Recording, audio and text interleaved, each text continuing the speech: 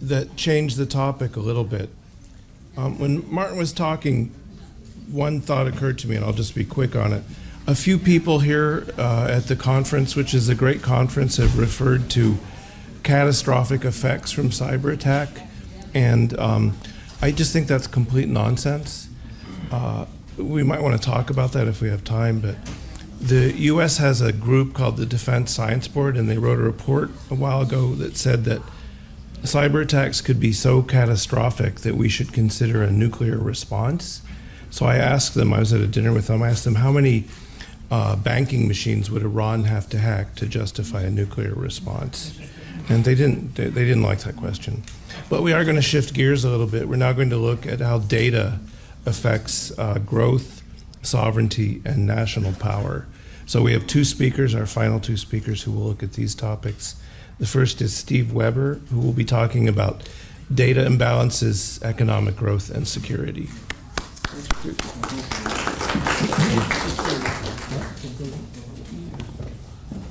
Great. Okay, thank you so much. Also a great honor to be here. And I'm going to give everyone a break and not use any slides. So that'll be a change of pace. I want to talk about some recently published work that actually grew out, interestingly, of discussions with Frederic, who is going to speak next. So these are actually related topics. And to do that, I want to ask you for a moment to do something that might be a little bit unusual in this part of the world and put yourself in the shoes of Mohammed bin Salman, the crown prince and essentially driver of economic development and economic growth in Saudi Arabia. He's been given the task of diversifying the economy from oil. And I want you to imagine that you're in the position of trying to figure out what his Vision 2030 economic growth plan ought to look like. And what I want to do with that conceit is to get people thinking a little bit about sort of the big idea for what's called high development theory for this data-enabled economy, and to do that in the context not only of the awareness of the extraordinary economic growth potential that's embedded in all that, which we all know, but also the awareness of all the risks and vulnerabilities, which we've been hearing about all day today, and we would hear about at any cybersecurity conference. How would you think about that from the perspective of a wealthy but non-diversified economy? Or if you prefer a different country, how would you think about that from the perspective of, let's say, a middle-level middle-income country, which is behind in the data cyber aspect of growth? What's the big idea that you'd look for? Well, there are big ideas for development and economic growth that used to be quite popular. In the 1960s, people talked about import substitution, industrialization. And the idea behind that, of course, was that in order to grow quickly, you needed to have an entire supply chain inside your own national borders. That's largely been discredited today. It doesn't make a great deal of sense when you think about the global supply chain for digital goods or for data. So nobody really believes in import substitution, industrialization anymore. They'll come back to that. In the 1980s, 1990s, there was something called the Washington Consensus as a big development idea, which sort of turned that whole idea upside down and said, actually, the way you get growth is by joining global supply chains and putting yourself and your economy in a position where global suppliers want to be in your location. And so the whole macro sort of economic policy dimension that surrounded that was really about just making yourself an attractive place for an investment. And that's been a little bit discredited as well, largely as a result of the global financial crisis. Now it's 2017, or maybe it's 2020. And you're asking yourself, with the extraordinary capabilities that are inherent in the data economy, and particularly in the context of machine learning and artificial intelligence systems, what do I do next? And the core argument that I'm making in this paper is that the answer to that question is complicated and also enriched by the following extraordinarily simple insight, which is that the data economy creates really strong positive feedback loops that link large-scale data sets, it's called raw data, with rapidly improving machine learning algorithms. And those things together create a kind of semi-natural monopoly dynamic where, in very simple terms, the best get better faster than everybody else. And the further you are ahead in the race, the better you are, and the losers fall behind at an increasing rate. I think that intuition is starting to take hold in competition policy concerns inside the United States about the very large data-enabled machine learning companies. Sometimes they go by the acronym FANG. It seems to change every day. That's Facebook, Apple, Netflix, Google. I think others have used other analogies. But the story is really simple, right? Like you're sitting at Google headquarters, you're getting more data, you're creating better data products. The better data products you have, the greater market penetration you get, more people use them, and guess what? That gives you more data. It's sort of, in some sense, the epitome of a learn by doing system, and there are lots of other complementary growth effects that start to kick in. So naturally, the best data scientists want to work with the best data sets, and they're going to be attracted to places that have access to the largest and most interesting data sets, and so you get more positive feedback. These are the kinds of dynamics that lead to winner-take-all economies, or winner-take-all companies in the case of a national economy. The fancy term is endogenous growth theory, but it's probably just simpler to think of it as winner-take-all. And so that's why I think in the context of that question of how do we enter this next growth stage, it actually really matters that the vast majority of the leading data internet-enabled platform companies are right now located inside the United States. They are American firms. They don't like to talk about themselves that way, but they are.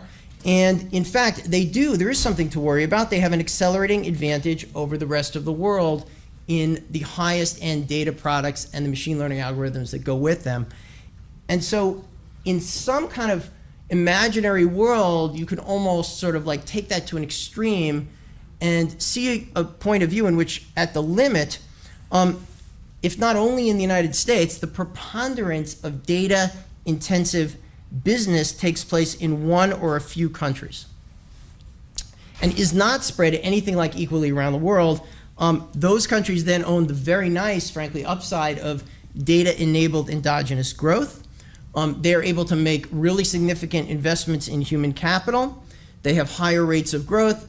They get spillover into other sectors, including, of course, the advanced military technologies that are enabled by similar kinds of growth. It becomes much harder and harder over time the longer you wait for other companies or other countries to catch up. And you get a feedback loop. Now, it's almost obvious that no feedback loop like that goes on forever. But right now, it's pretty hard for me to figure out, and I think empirically, it's hard to see in the evidence of global economic growth where that feedback loop breaks down. It will break down at some point, but who knows when it hits its limit. So basically, you can kind of think of that as a data economic version of new growth theory. If you're interested in Paul Romer's work over the years, Romer made arguments about ideas as the kind of core factor of production driving innovation and economies. What's particularly interesting about the data machine learning loop is that you can think of it as, in many respects, the core engine of economic growth, because it's what it does is it distinguishes good ideas from bad ideas more quickly than human beings can do. And that is, in endogenous growth theory, what actually makes economies grow. There's another element to that which is worth talking about as well. And again, some of the issues came up earlier today about how it is that an economy like that ought best to be governed and what the right legal restrictions on various kinds of activities are. In endogenous growth theory, put it simply, that's called obnoxiously meta-institutions, or meta-ideas, which is like ideas about how to govern other ideas. But you would naturally conclude that countries or companies and companies within countries that are ahead in the game of producing those products themselves will probably be ahead in figuring out what those meta ideas, what those governing ideas are have to be. It's really hard to have the kinds of conversations that were taking place around sort of the legal panel this morning if you're not actually doing that stuff and somebody else is doing it for you. So these are the things that are needed in some sense to try to keep those positive feedback loops going, and they are more likely to develop in places that are already ahead and advanced in the data economy. It sort of reinforces this winner-take-all problem. Now, I should say, this is probably not a conventional view on data-enabled growth economics. If you try to search the academic and semi-academic literature for views on how to think about that, at this stage, for the most part, you get what I think are almost naively a rising tide lifts all boats kinds of view that similarly to the old arguments about the Washington Consensus, the McKinsey Global Institute has made a very strong set of arguments that, like, look, if you want to grow in today's economy, what you need to do is get involved in data flows in the way it used to be about global supply chains. It doesn't really matter what your position in those data flows is, as long as you're in the middle of it. I think that that point of view has largely been discredited again by what we learned about global value chains in a previous era. There are some views that say actually data is completely different in all respects. I'm kind of not going to go into that right now, but I think it's not as different as people think. We've had those arguments about intellectual property in the past. And then finally, in the United States these days, there's probably a particularly egregious point of view about how people ought to respond to this kind of challenge. And I would claim that the sort of best way to describe it is the get over it argument. As in, like, stop complaining about the fact that American firms are winning in that race and start competing more aggressively.